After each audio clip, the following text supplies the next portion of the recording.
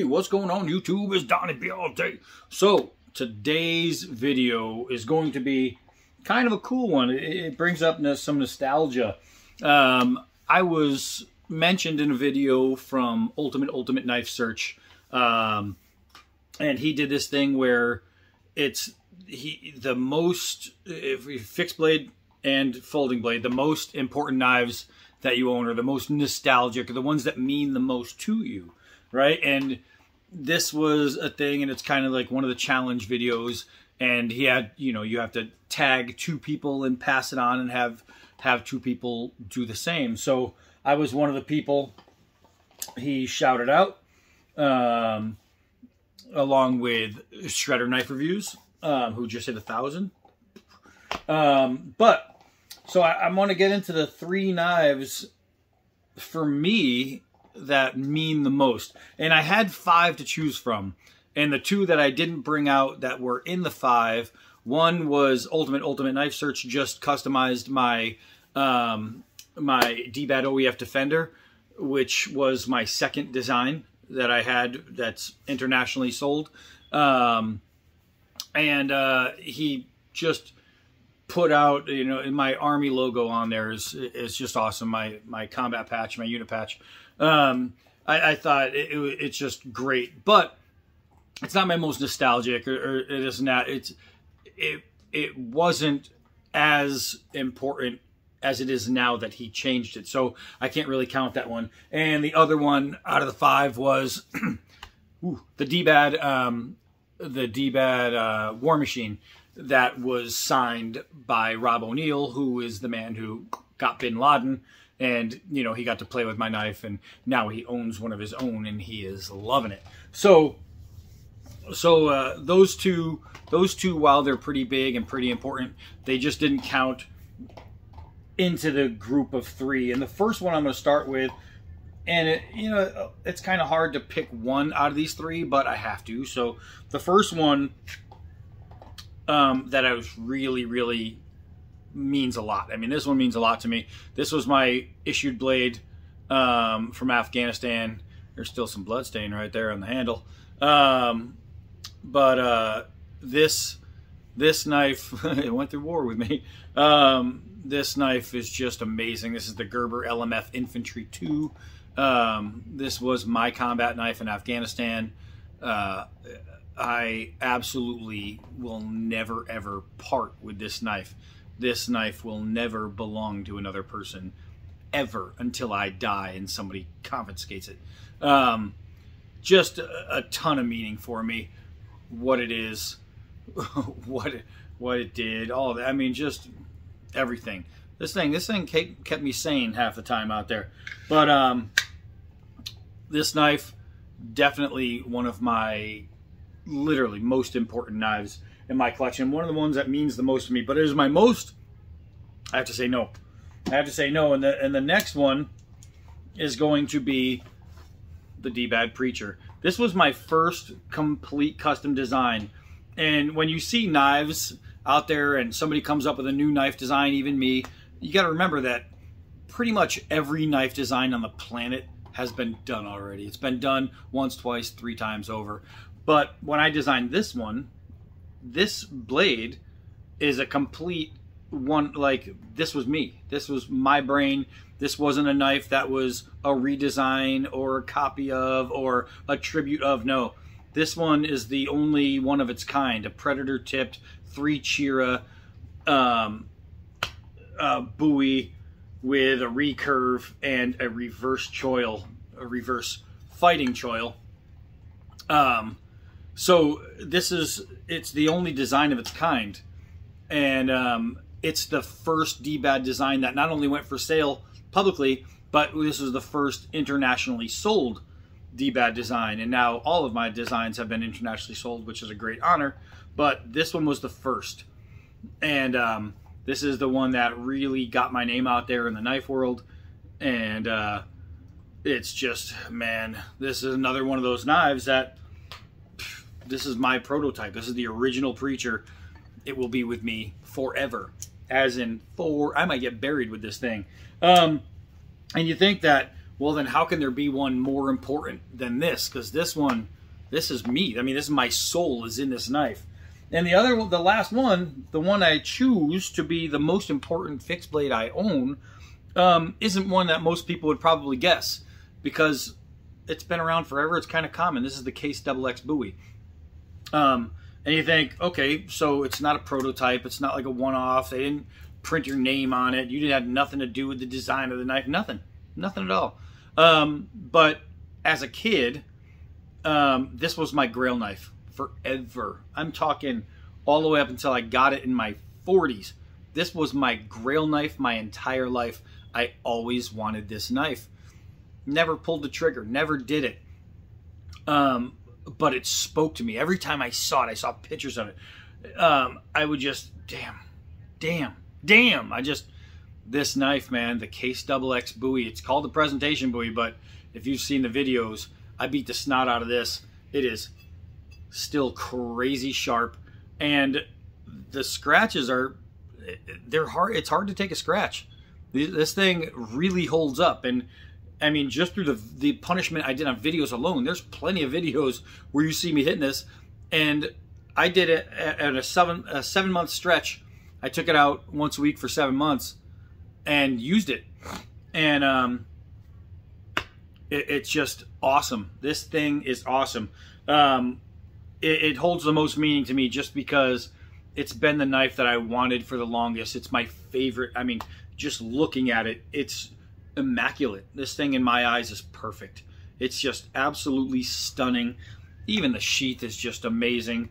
But if you're talking about my most valued, most important, and most, fixed blade, this is the one that means the most to me.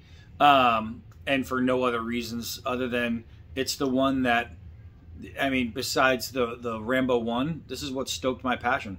I bought the Cisco carbon Bowie over and over again throughout my life because of these. This is what did it. So my most nostalgic, most important, and most favorite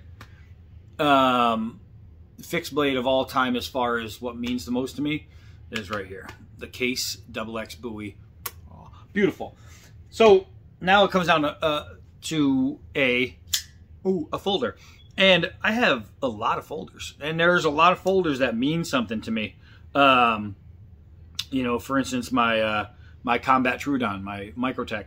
I always say Microsoft. My Microtech Combat Trudon means a lot to me. It was given to me by my brother, and he just paid attention to what I would say for a year, talking about different knives, and he knew that was the one I talked about the most. And so he gifted it to me. He bought me one, brand new. He didn't have one in his pocket. He bought me one, and I thought that was great. But while that's probably my number 2, and my extra large Espada from Cold Steel, I brought that with me to Afghanistan, snuck it in because it wasn't supposed to go. I even had to sneak it home. But I carried that in Afghanistan, and that one means a lot to me just because of where it went, and what that meant to my life. But that's not my number 1.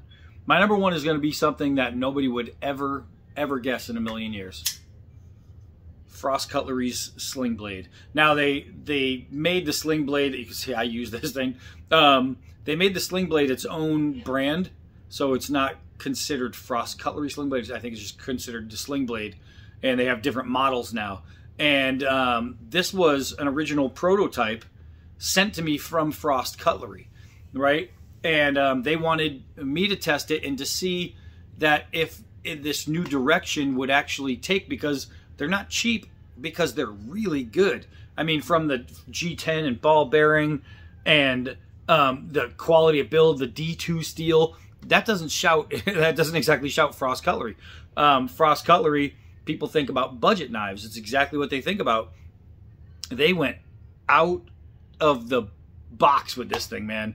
And if you look up sling blade, you're going to see a bunch of different designs, and they are gorgeous. There's just some really nice knives, and they're made extremely well. This is a very, very well-made knife. It's absolutely awesome. But the reason that, not just because it was a prototype, it was before they went on the market. I got one. But the reason is because of Jim Frost, right? Jim and I have a history that a lot of people don't know about. I was actually used in an ad for them way back in the 1990s. I wrote a poem about, you know, being out in the wilderness, and, you know, you run out of ammo, you're being attacked by a creature, and all is not lost. I still have my blade made from frost. That's how it ended. It was alone in the jungle, my gun and my knife, something my life. But I can't remember it off the top of my head. But I sent this poem to them just as a gratitude because I was buying a ton of their knives, man. I was like I loved their old Undertakers, and they just had some really cool stuff. You know, when you're young and you see this stuff, and you don't know the difference between carpenter steels and high carbons and 440s. You know, it doesn't matter. You know, the knives all worked. They were just really cool. The spike, and he had all kinds of stuff. But I was so appreciative that I wrote a poem and left a little message. And he was so appreciative that Jim reached back out and asked if he'd be able to use it in one of their magazine ads.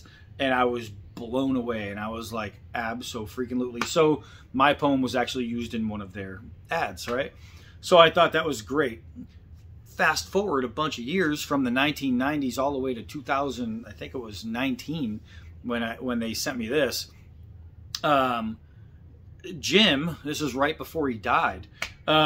Jim is I'm on the phone with a woman from Frost Cutlery asking me, you know, would I like to do this, blah, blah, blah. And I was talking to her, and I didn't know that they were on speakerphone and Jim was there in the room. And so I mentioned to her, I was like, you know, it's kind of crazy. I wrote a poem a long time ago, and then I hear, hey, I remember this guy. And so Jim starts talking about me, and I was like, holy crap, I didn't even know he was there. And I mean, this is the great Jim Frost, a knife designer who, you know, took over the world in the 90s with knife designs. Between him and Gil Hibben, they were the most sold knives on the planet, right? And so he was just a really great guy. He was just a nice guy. And he had a lot of really good things to say about me. And I thought that was just really cool that, you know, 20 years later or more, the guy still remembered me. And I thought that was pretty wild. So while this would have been just a really cool knife that I got from Frost Cutlery to review, a year later, 2 years later, Jim passes. And my last memory of him was in a phone conversation where he says, hey, wait, I know this guy. Yeah, and it was just a really cool moment. So that's why this one is always going to be with me. It's always going to be my knife. Just in honor of Jim Frost, the man, the myth, the legend, all that jazz. Really, really cool. I mean, is this one of his designs? I think he had people come in and, you know, his new guys. He was an older guy. So he probably has a whole new team, and he might not have had anything, but he's the one that signs it at the end. So without Jim, this knife never went into production. You know, without him, this is never in my hand. And just the fact that he was completely awesome on the phone, I thought that was really cool. So my most important and the one that means the most to me folder is going to be the sling blade made by Frost Cutlery. Love it, absolutely love it. So that's it. So now comes the time where I have to nominate two people, and these are the two people I'm going to nominate. One, my man Scab, ChoirBoyz, Cutlery Outdoors, on his way to 5,000. Give him a sub. Scab, show us your, and I think I know Scabs. I honestly think I know, because he's talked about them a lot and why they're important. And I'm not going to say anything because it's his job. So Scab, I'm nominating you, and also Captain Electro. Captain Electro is one of the greatest voices in the knife community. I mean, as far as he can tell a story. You listen to, he does Mental Mondays and things like it. When he speaks, it's eloquent. And he speaks and it's honest. And he speaks and it's knowledgeable. So when Captain Electro talks, I really enjoy listening. I enjoy it. Just hearing the things he has to say and how he has to say them, I can listen to him all day. So Scab, ChoirBoyz, Cutlery Outdoors, and Captain Electro You guys need to get on this challenge and make yourself a video. I am Donnie B all day. Until next knife.